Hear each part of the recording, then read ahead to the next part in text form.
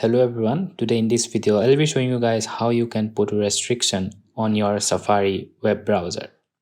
So in order to do that, you need to first go to settings, and from here you need to scroll down and go to screen time. And after that you need to go scroll down and go to content and privacy restriction, and from here you need to select content restriction. And after that you need to come to web content.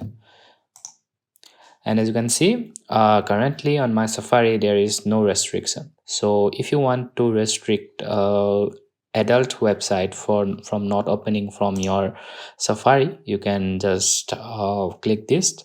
And also if you have some website, additional website, if you want to add manually, you can add the website from here as well.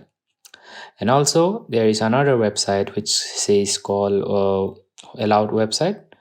If you click here once, you can allow only specific website to open. For example, these are the default website which will currently open. And also you can add like Google or any other website, YouTube, maybe Instagram, or any other website if you want. So yeah, these are the restriction options on your iPhone. So there, that's how you restrict Safari from loading or opening a certain web browser.